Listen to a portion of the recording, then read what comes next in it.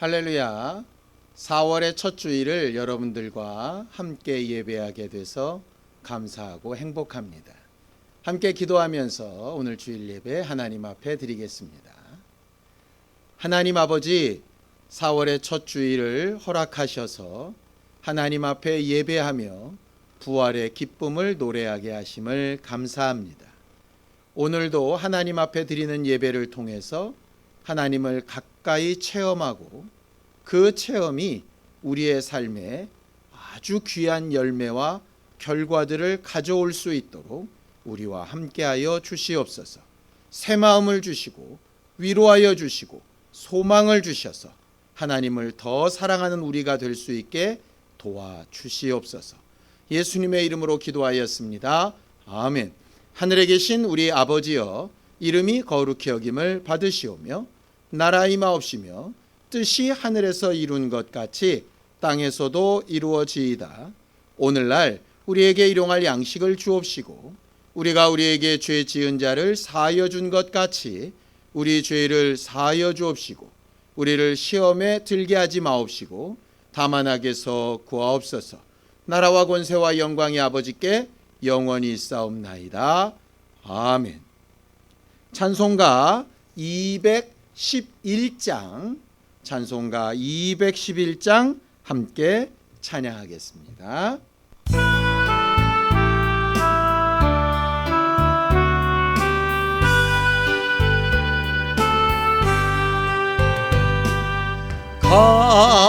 값비싼 양유를 주께 드린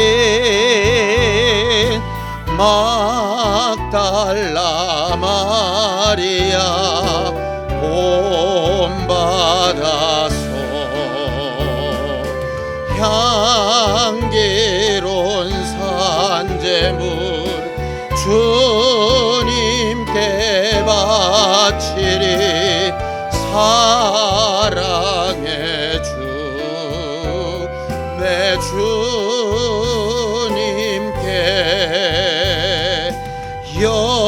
연약한 자에게 힘을 주고 어두운 세상에 빛을 비춰 성실과 인내로 내 영제 이끌리. 사랑의 주 내 주님께 두려운 마음에 소망 주고 슬픔에 쌓인 자 위로하며 길 잃은 자들을 친절히 이끌리. 사랑의 주 내 주님께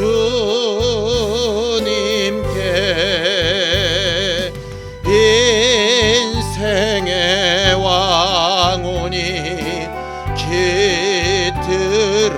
깃들어서 이 땅의 수고가 끝날 때에 주님을 섬기다 평안히 가리라. 사랑의 주 내 주님께.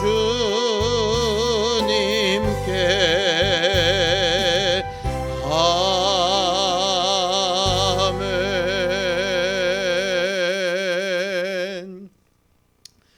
우리는 지난 주일에 언제 어디에나 함께 하시는 하나님을 바로 그곳에서 체험하자라고 은혜를 나눴었습니다.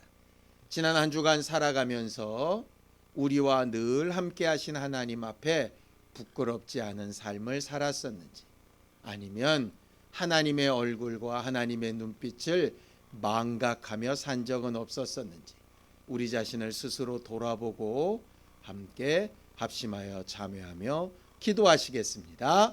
하나님 아버지, 하나님께서 도우시고 인도하셔서 우리 모두와 함께 역사하시고 인도하시는 주의 증거를 보게 하여 주시옵소서.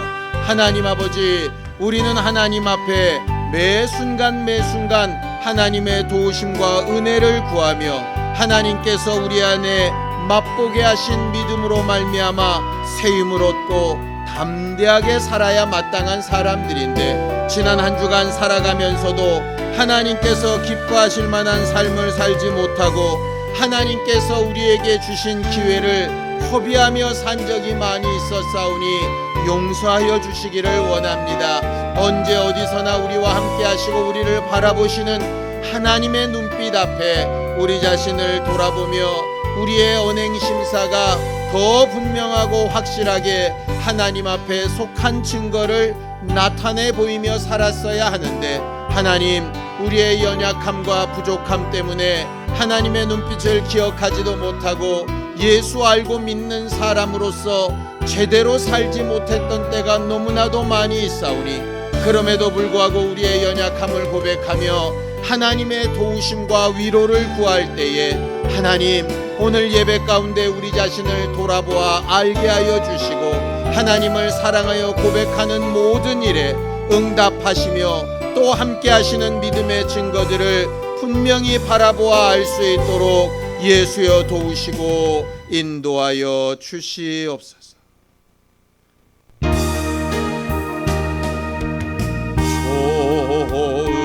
좋으신 하나님,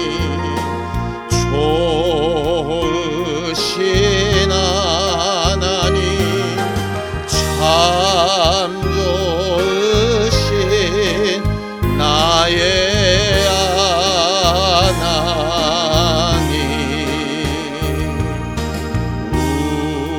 우리의 기도를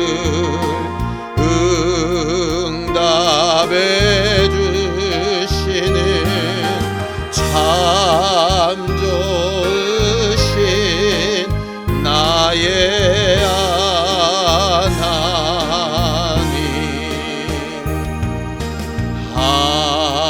한없는 축복을 우리에게 주시는 참 좋으신 나의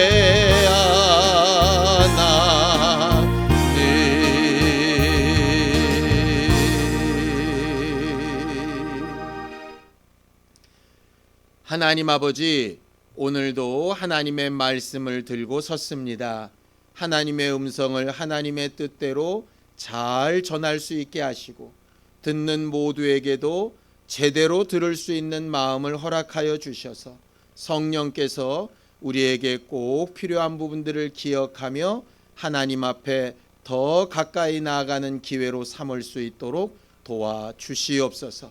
믿음으로 언금한 손길들 위에 복을 주시고 저들이 언제 어디서 무엇을 하든지 불꽃 같은 눈동자로 바라보시며 도우시는 하나님의 능력을 늘 체험할 수 있도록 함께하여 주시옵소서. 예수님의 이름으로 기도하였습니다. 아멘. 하나님의 말씀은 요한복음 12장 1절에서 8절까지 말씀을 함께 합독하겠습니다. 요한복음 12장 1절에서 8절까지 말씀을 함께 합독하겠습니다. 함께 읽습니다. 시작. 6월절 엿새 전에 예수께서 베다니에 이르시니, 이곳은 예수께서 죽은 자 가운데서 살리신 나사로가 있는 곳이라. 거기서 예수를 위하여 잔치할세 마르다는 이 일을 하고 나사로는 예수와 함께 앉은 자 중에 있더라. 마리아는 지극히 비싼 향유 곧 순전한 나드 한 근을 가져다가 예수의 발에 붓고 자기 머리털로 그의 발을 닦으니 향유 냄새가 집에 가득하더라.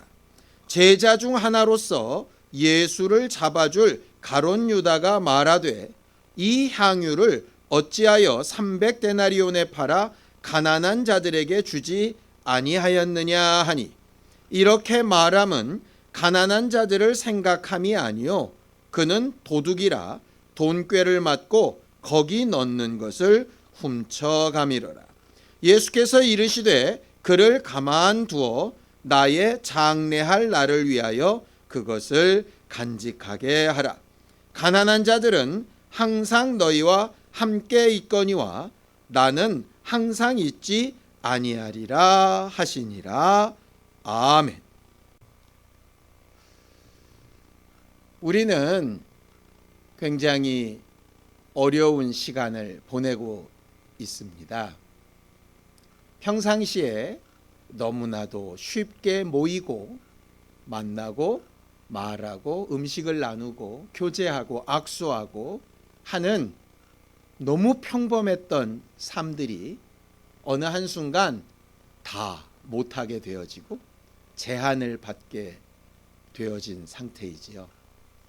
불편하기도 하고 답답하기도 하고 처음 며칠은 그러려니 쉽지만 이게 계속 길어지니 이 날이 언제까지 계속될지 또 언제까지 이렇게 살아야 하는지 참 어렵고 힘든 시간을 보내고 있습니다. 왜 그럴까요?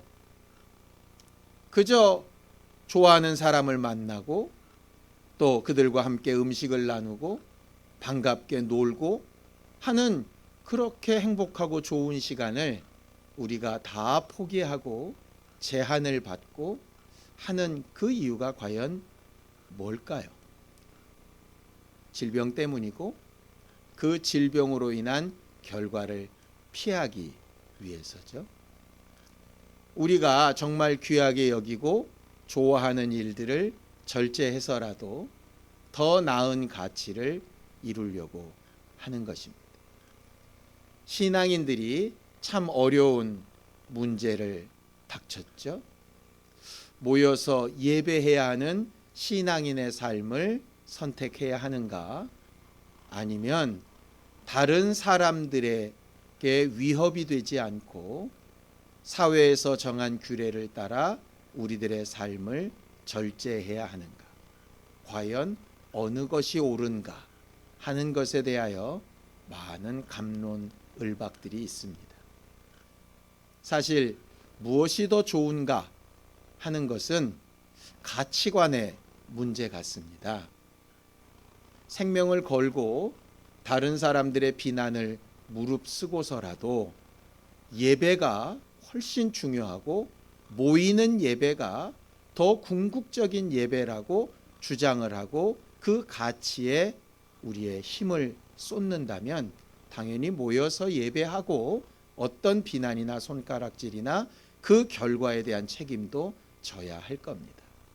반대로 모이는 예배가 참 중요하지만 그 예배는 각각 흩어진 장소에서 할 수 있고 사회적으로 우리가 빛과 소금의 직분을 다 감당하고 다른 이들에게 위협이 아니라 도리어 소망과 위로가 될 수 있는 존재가 되는 것이 더 중요하다라고 여긴다면 그 가치를 따라서 우리가 행동하게 되겠지요.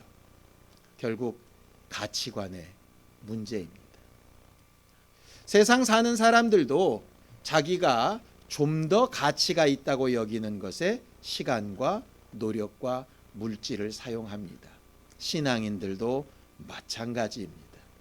더 낫다고 생각하는 것을 위해서, 더 가치 있다고 생각하는 것을 위해서 우리의 모든 것을 내어놓을 용기가 생기는 것이죠. 일평생 습관처럼 해왔던 일들을 건강 때문에 제한하고 포기하는 경우들이 있습니다. 미래에 어떠한 소망 때문에 현재의 삶을 급격하게 어렵게 사는 경우도 있지요. 심지어는 다른 사람이나 특별히 자녀들을 위해서 자기의 일생을 희생하며 사는 사람들도 있습니다. 더 가치 있는 것을 하기 위해서입니다. 신앙생활도 더 가치 있는 것을 위해서 하는 것입니다. 문제는 그런 선택에 진짜 그럴 만한 가치가 있는 것인가 하는 것을 생각해 보는 거죠. 간혹 아주 유명하고 사회적으로도 어느 정도 위치가 있는 사람들이 말도 안 되는 범죄의 연루가 되어서 창피를 당하는 기사들을 간혹 보게 됩니다. 그럴 때마다 늘 이런 생각을 합니다. 자기 명성이나 자기의 일생을 저렇게 포기할 만큼 가치 있는 일이었을까? 물질을 향한 범죄가 아니면 사람들이 용납할 수 없는 더러운 죄들이 과연 그의 일생을 걸고 바꿀 만한 그렇게 가치 있는 일이었을까? 한심하기도 하고 답답하기도 하지요.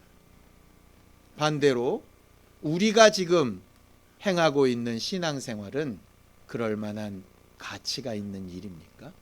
그것도 한번 생각해 봐야 할 문제입니다.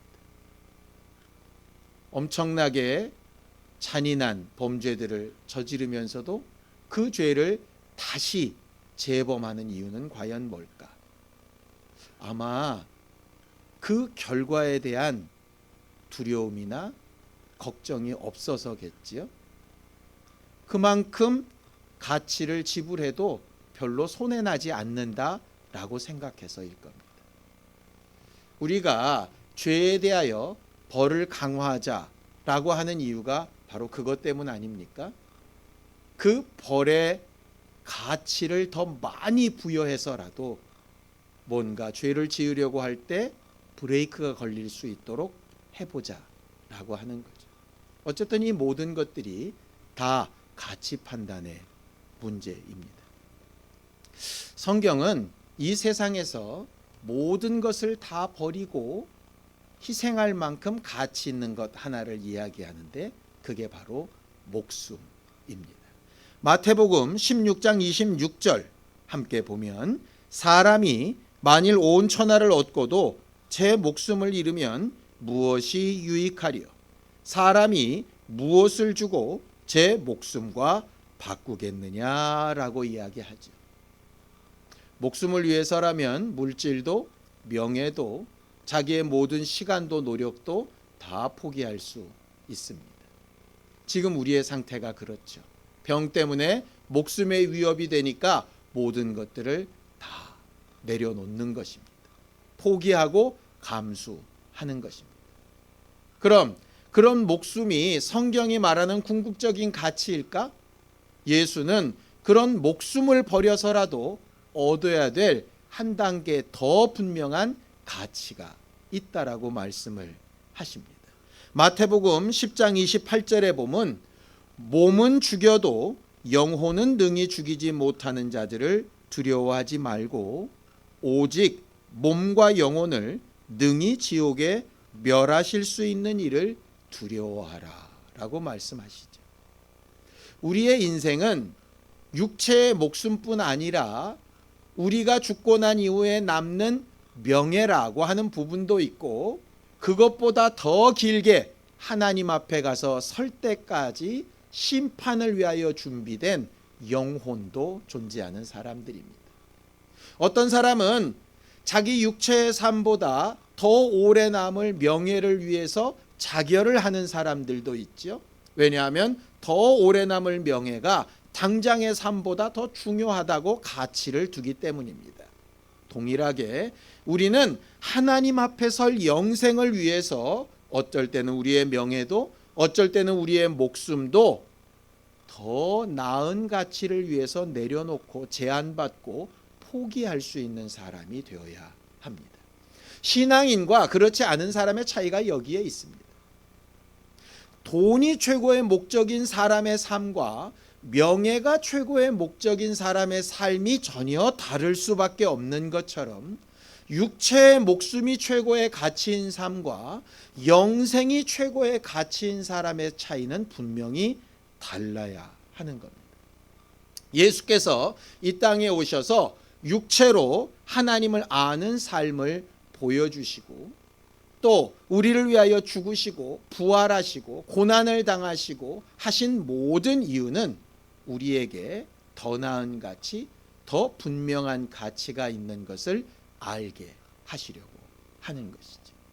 이사야서 53장 5절에서 6절까지 말씀을 보면 그가 찔림은 우리의 허물 때문이요 그가 상함은 우리의 죄악 때문이라. 그가 징계를 받음으로 우리는 평화를 누리고 그가 채찍에 맞음으로 우리는 나음을 받았도다. 우리는 다 양 같아서 그릇 행하여 각기 제 길로 갔거늘 여호와께서는 우리 모두의 죄악을 그에게 담당시키셨다. 예수께서 채찍에 맞으시고 수치를 당하시고 모든 어려움과 수고를 감당하시고 마지막으로 십자가에 달려 죽으시기까지 또 그 죽으심을 이겨 부활하시기까지 우리에게 정말 주고자 하셨던 최고의 가치는 이 땅의 목숨뿐 아니라 영혼이 하나님 앞에 부활로 서게 되는 그날에 영광을 맛보고 영생을 누리고 하나님과 함께하는 기쁨과 사랑받는 자녀로서의 삶을 영원토록 살게 하는 데 그 목적이 있으십니다. 사회가 매우 어려워서 정부에서 각각의 가정에 필요한 긴급 생활 자금을 준다라고 합니다. 그것이 옳으냐 그르냐 많은 말들은 있을 수 있지만 어쨌든 당장의 어려움을 당한 사람들한테는 담비와 같은 소식일 수 있겠지요. 그런데 그냥 가만히 있는다고 되는 문제는 아닌 것 같습니다. 내가 해당이 되는지, 그것을 수령하려면 어떻게 해야 되는지, 어떤 방식으로 오는 것인지, 언제쯤 오는 것인지, 그걸 어떻게 쓸 수 있는 것인지 알아야 하지 않겠습니까? 마스크를 사기 위해서 약국 앞에 긴 줄을 서 있는 사람들을 봅니다. 자기 주민등록번호, 그것을 말하고 기다리고 또 오는 시간, 이런 것들에 대한 것을 알아야 내게 유익한 것을 선택할 수 있지 않겠습니까? 우리는 하나님에 대해서, 하나님이 우리에게 약속하신 영생에 대해서도 마찬가지로 알아보려고 해야 되고, 무엇인지, 내게 어떻게 해야 유익한 것인지, 내가 무엇을 내려놓고 무엇을 취해야 하는 것인지 제대로 판단하고 선택하는 일이 필요합니다. 가만히 있으면 절로 믿음이 생기는 것도 아니고요, 남이 나를 위해서 기도해 주면 저절로 되는 것도 아닙니다. 그것을 위해서 내가 무언가 경험하고 체험하기 위한 지식이 필요한 것이죠. 우리는 올 한 해 하나님을 경험하는 거룩한 삶을 살아보자 라고 여기까지 이르렀습니다. 오늘도 우리가 말씀을 통해서 하나님을 경험한, 예수 그리스도를 경험한 사람을 통해서 우리는 또 어떻게 하나님을 경험해야 하는지, 하나님을 경험한 것을 어떻게 나눠야 하는지 생각해 볼 수 있게 되기를 원합니다. 오늘 우리는 본문에서 막달라 마리아라고 하는 부르는 여자의 이야기를 보게 되었습니다. 이 마리아는 그 오빠인 나사로와 언니인 마르다와 함께 베다니라고 하는 동네에 살고 있었던 여자이지요. 이 베다니라고 하는 동네는 고통받는 자의 집, 가난한 자의 집이라고 하는 지명인데요, 아마 당시에 나병 환자들이 모여 있었던 촌이었던 것으로 알려져 있습니다. 마치 우리나라의 소록도처럼 그렇게 나병 환자들을 위한 별도의 장소였던 거죠. 당연히 가난할 수밖에 없고 가난이 고통받는 사람들일 수밖에 없습니다. 많은 사람들에게 좀 핍박을 당할 수 있는 그런 장소였죠. 우리는 격리가 되고 병이 확진된 사람들을 굉장히 두려워하고 가까이 하기 싫어하지요. 그 당시에 나병은 그것보다 훨씬 더 큰 병이었으니까 그들이 어떤 취급을 당했었는지 아마 안 봐도 알 수 있을 것 같습니다. 소망이 없고 답답하고 암담했던 그들의 삶에 예수께서 찾아오셨고 만나 주셨습니다. 이 마리아의 삶이 어떠했는가? 환경만 그런 게 아니라 그의 삶도 사실은 좀 어려웠다라고 되어져 있습니다. 우리가 읽은 요한복음 12장의 이 동일한 사건을 평행 본문이라고 하는 마태, 마가, 누가복음에도 거의 동일한 사건들을 이렇게 기록하고 있는데요. 그 내용들에 보면 이렇게 되어져 있습니다. 마가복음 14장 3절에 보면 이렇게 되어 있지요. 예수께서 베다니 나병 환자 시몬의 집에서 식사하실 때에 한 여자가 매우 값진 향유 곧 순전한 나드 한 옥합을 가지고 와서 그 옥합을 깨뜨려 예수의 머리에 부었다라고 되어져 있습니다.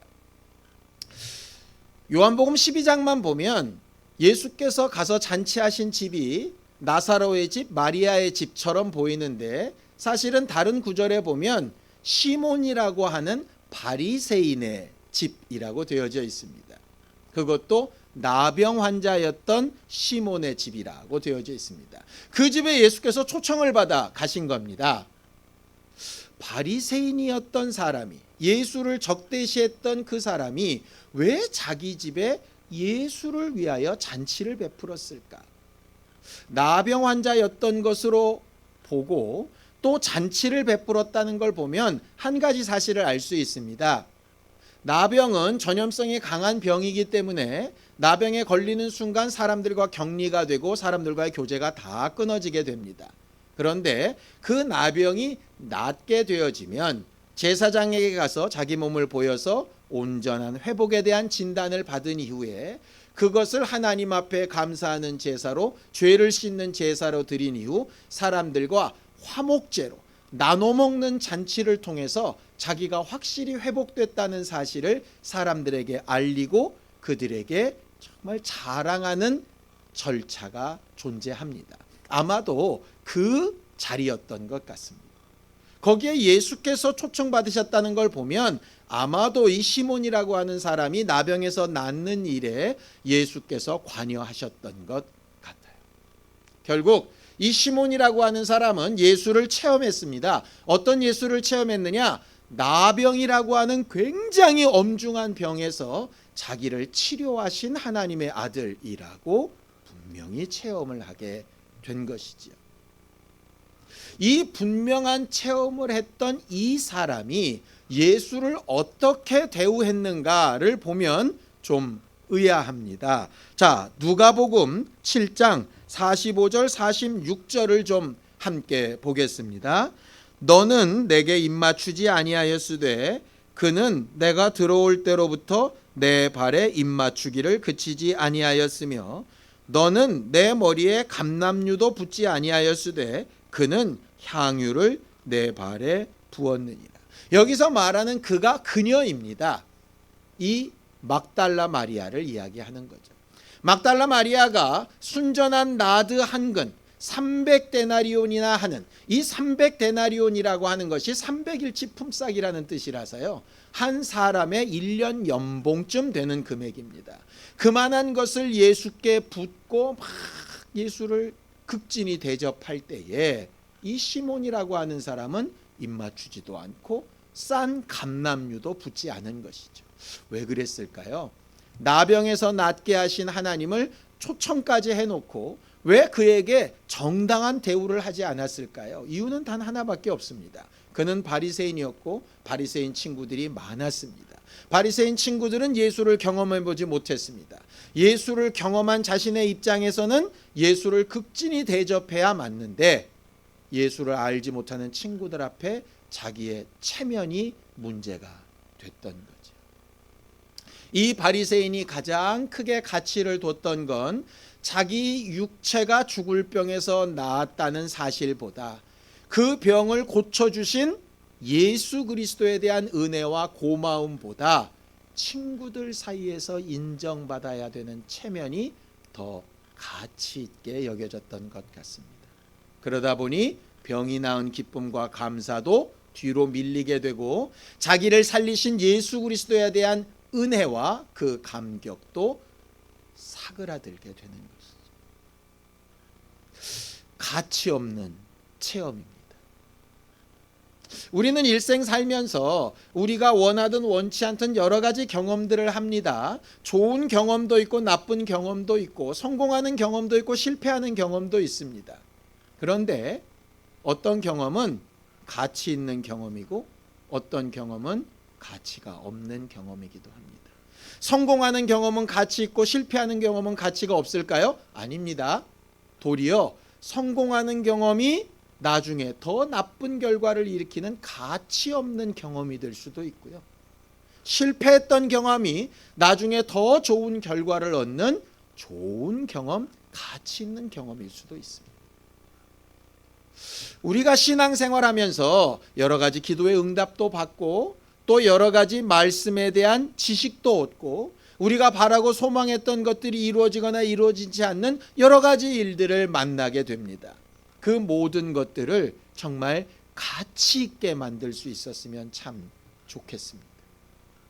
이 나병 환자였던 시몬은 예수를 만나고 예수를 통해서 병이 낫고 예수를 초청하고 그 자리에 함께 앉는 것까지는 했는데 가장 중요한 가치, 자기가 만난 하나님을 전하고 자기가 만난 그 예수를 변호하고 그 자기가 체험한 그 예수를 자기가 사랑하는 친구와 가족들과 함께하는 사람들에게 경험하게 만드는 일에는 가치를 두지 못했던 거죠. 자기에게는 뭔가 유익해 보이지만 예수께는 책망받는 일이 될 수밖에 없었습니다. 반대로 이 막달라 마리아는 왜 그렇게 1년 연봉이나 되는 향유를 붓고 귀한 향유 옥합을 깨뜨려서 사람들이 허비한다라고 손가락질하는 일을 당하게 되고 사람들의 비난을 받게 됐을까요? 이유는 몇 가지가 있습니다. 첫 번째는 그가 아주 큰 죄를 지었던 사람이었기 때문이라고 되어져 있습니다. 누가복음 7장 37절을 보면 이렇게 되어 있습니다. 그 동네에 죄를 지은 한 여자가 있어 예수께서 바리새인의 집에 앉아 계심을 알고 향유 담은 옥합을 가지고 왔다라고 되어져 있습니다. 그가 죄인이었습니다. 동네 사람 누구라도 다 알 수 있는 죄인이었습니다. 사실 어떤 죄인지는 모릅니다. 그런데 누구에게나 비난받을 만한 죄인이었습니다. 자기가 스스로 죄의 문제를 해결할 수 없어서 자기의 힘과 능력으로는 그 문제를 도무지 해결할 방법이 없어서 예수께 와서 도와달라고, 예수께서 하신 일을 의지하게 해달라고 와서 내려놓는 것이죠. 사람들이 자기를 손가락질할 거 분명히 알았습니다. 자기의 행동에 어떤 비난이 이를 것도 알았습니다. 그럼에도 불구하고 그는 죄의 문제를 굉장히 중요한 것으로 보았던 거죠. 우리는 신앙생활하면서 병이 낫는 문제, 환경에 해결되는 문제 다 중요한 것 같습니다. 그런데 정말 하나님을 경험하기 위해서 가장 중요한 것은 뭐냐 하면 죄의 문제를 중요하게 여기는 겁니다. 죄의 문제를 놓고 하나님을 만나려고 할 때 하나님을 경험할 수 있습니다. 그 많은 죄가 용서된 기쁨이 있었습니다. 자, 누가복음 7장 47절입니다. 함께 읽습니다. 시작. 이러므로 내가 네게 말하노니 그의 많은 죄가 사하여졌도다. 이는 그의 사랑함이 많음이라. 사함을 받은 일이 적은 자는 적게 사랑하느니라. 이 여자는 예수를 통해서 죄사함 받은 기쁨이 컸고 죄가 큰 만큼 용서받은 기쁨도 컸습니다. 용서받은 그 기쁨이 모든 비난도, 모든 수고도, 모든 손해도 감당할 만큼 가치 있는 일로 여겨졌습니다. 우리가 하나님께 용서받은 기쁨, 가치 없었던 인생이 하나님 앞에 하나님의 자녀로서의 삶으로 변화된 기쁨이 그만한 가치를 가져야 하는 거지. 우리나라 옛 속담에 물에서 건져놨더니 보따리 내놓으라고 한다는 속담이 있지요. 물에서 건져내 줬으면 그 목숨이 건져준 그 가치가 무엇보다도 커서 무조건 감사하고 감격스러워야 하는데 살고 나니 보따리가 더 가치 있게 보여서 목숨을 건져준 은혜도 사랑도 다 망각해버린다면 얼마나 가치 없는 경험이겠습니까? 신앙생활을 하다가 불평, 불만, 답답함이 있을 수도 있습니다. 그런데 그때마다 반드시 하나 기억했으면 좋겠습니다. 우리가 경험하고 체험했던 그 용서와 그 은혜의 감격이 얼마나 크고 가치 있는 일이었던가 하는 것 말입니다. 그것이 우리에게 분명하면 우리는 이 마리아처럼 예수 앞에 우리 경험의 가치로 하나님 앞에 영광을 돌리고 우리의 삶의 방향을 바꿀 수 있을 겁니다. 세 번째는 요한복음 11장에 나와 있는 나사로의 부활 사건입니다. 물론 부활이라고 말하기는 좀 어렵고 다시 살아난 사건이지요. 예수의 부활을 미리 예표하는 것처럼 죽은 지 나흘이나 됐던 나사로가 살아나는 일이 있습니다. 예수께서 부활의 주님이시라는 것을 분명하게 보이셨던 사건입니다.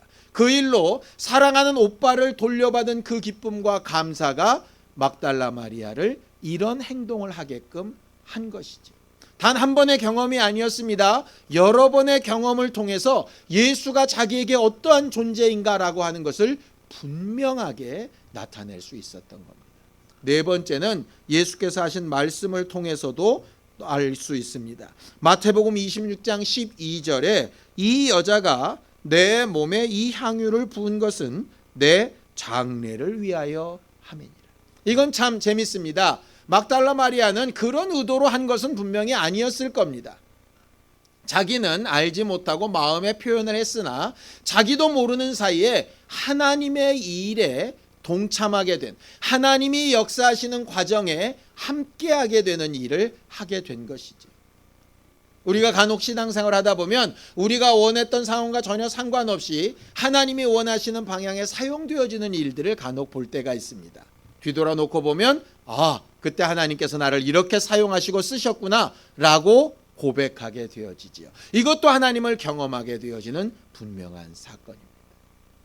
우리는 하나님을 경험하는 사람이어야 합니다.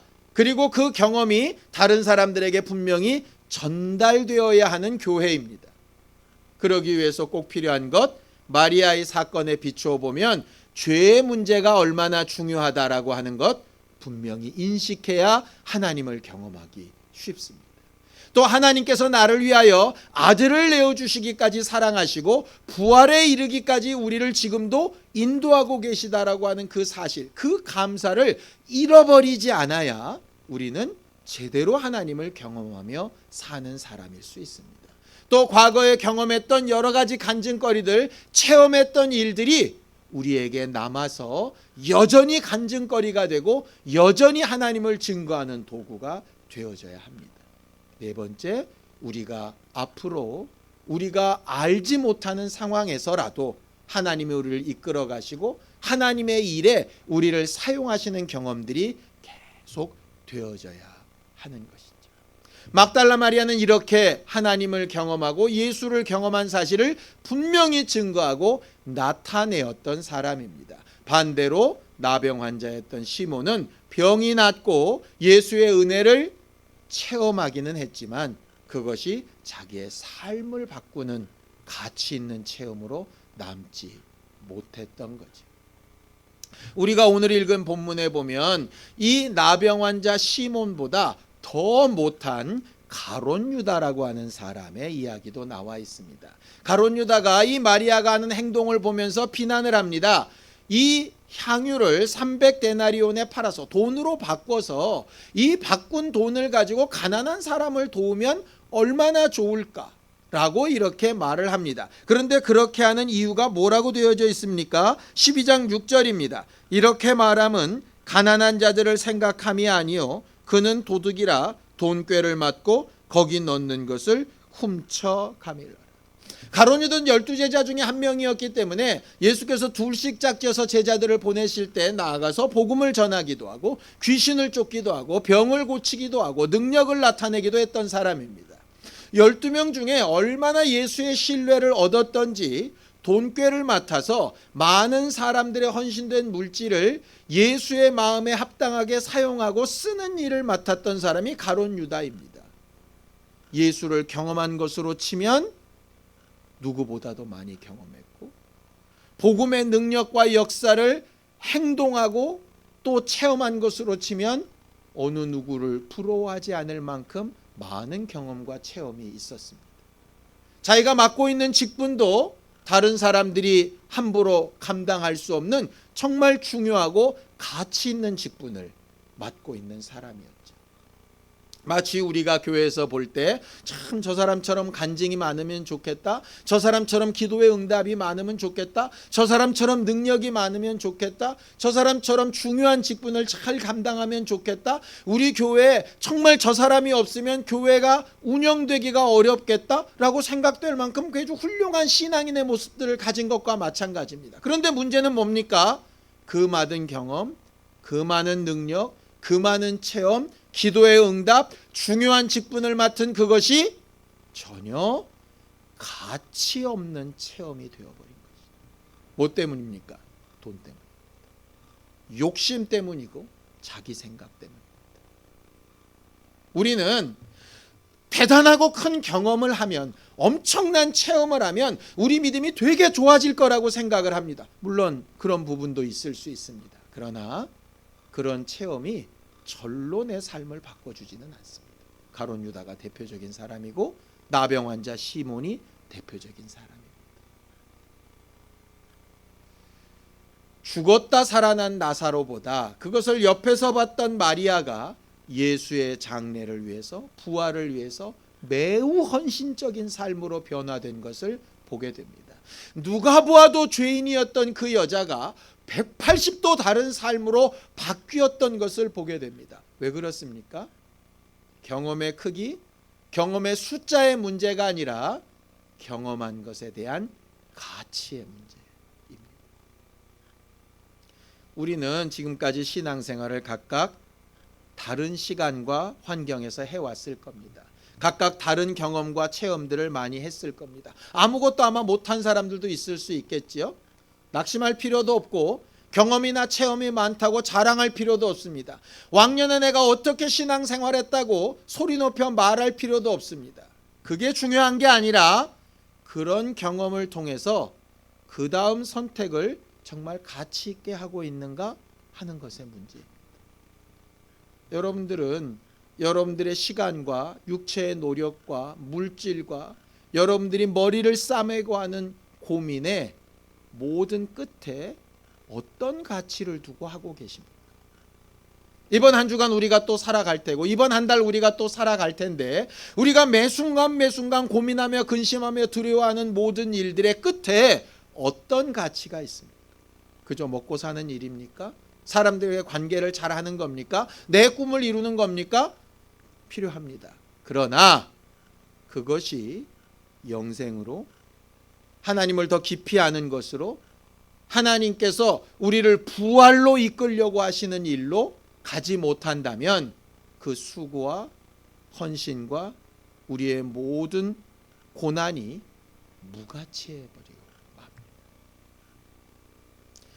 막달라 마리아는 1년 연봉이나 되는 그 향유 옥합이라고 하는 것을 이스라엘의 전통에서 보면 여자가 자기 남편을 위해서 정말 애지중지했다가 깨트려서 다시는 재생하여 쓰지 못하는 그런 예물로 알려져 있습니다. 그런 것을 깨어서 예수가 자기의 유일한 신랑인 것처럼 그렇게 헌신하며 자기의 삶을 내보일 수 있었던 것은 예수께서 그의 삶에 그만한 가치 있는 존재였기 때문이었습니다. 우리가 드리는 예배가 무엇을 희생해서라도 성공시켜야 될 만한 가치가 있습니까? 우리가 하는 신앙생활이 내 모든 삶을 쏟아 부어서라도 승리해야 될 만한 가치가 있는 겁니까? 그것을 알고 발견하고 선택하고 이루어 나가는 게 우리의 신앙생활입니다. 이번 한 달 동안 우리가 살아가는 동안에 하나님 앞에 우리의 모든 경험이 정말 가치 있는 것이 되기를 예수님의 이름으로 축원합니다. 지금까지 해왔던 많은 간증과 체험들이 우리 앞으로의 삶에 영생을 위해서 매우 가치 있는 삶이 되었으면 좋겠습니다.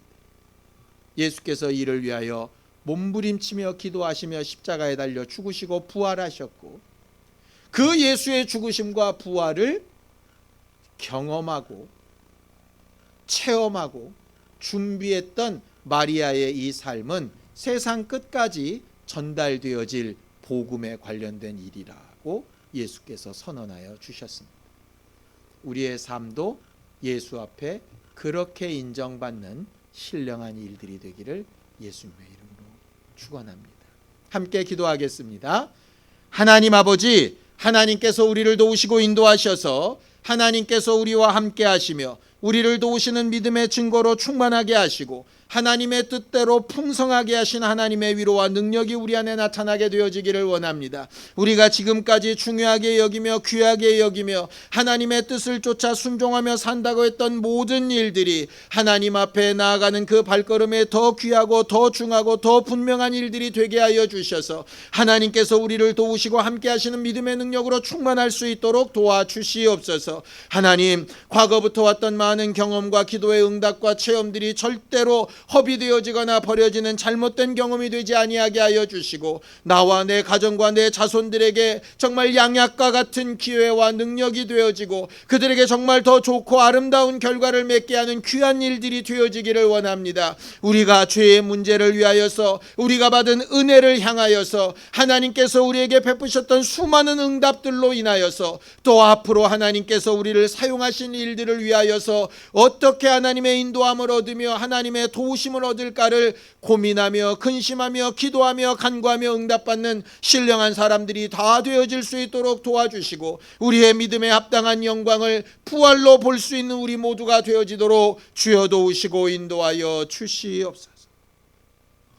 하나님 아버지, 우리는 참 어렵고 힘든 상황과 환경을 지내고 있습니다. 하나님께서 이 모든 것을 다 알고 계시오니 우리의 모든 수고와 어려움을 기억하사 하나님께서 우리에게 가장 좋고 귀한 일로 이 어렵고 힘든 일들이 우리에게 정말 가치 있고 유익한 경험과 체험들이 되어질 수 있도록 성령으로 가르치시고 인도하여 주시옵소서. 질병으로 인하여 어려움 당한 이들을 위로하여 주시고 마음의 두려움 때문에 근심하는 자들을 위로하여 주시옵소서.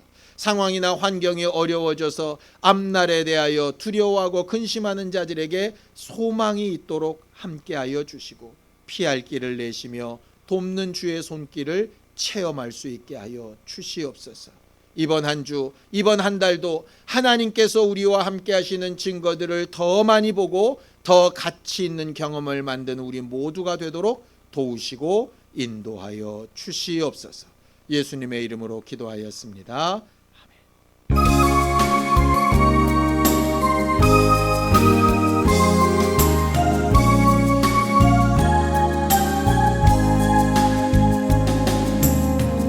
이 시간 너의 마음속에 하나님 사랑이 가득하기를 진심으로 기도해 간절히 소망해 하나님 사랑 가득하기를.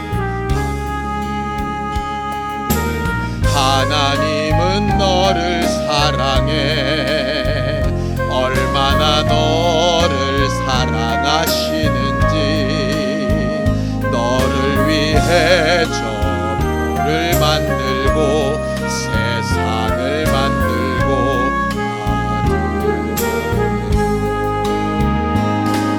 오래전부터 널 위해 준비된 하나님의 크신 사랑 너의 가는 길 주의 사랑 가득하기를 축복해.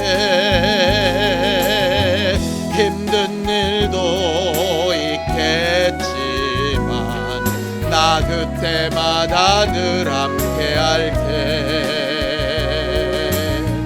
하나님 보이신 그 사랑으로 나 또한 너를 사랑해. 오래전부터 널 위해 준비된 하나님의 그 신사랑, 너의 가는 길 주의 사랑 가득하기를 축복해.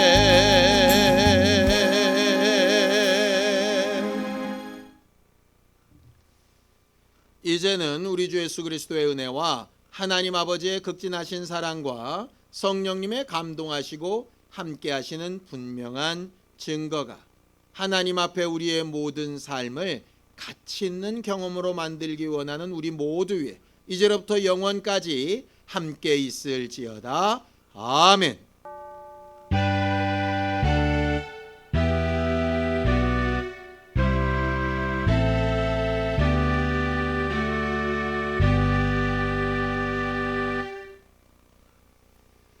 우리 예배 받으신 하나님 앞에 감사한 박수 끝내겠습니다. 수고하셨습니다. 감사합니다.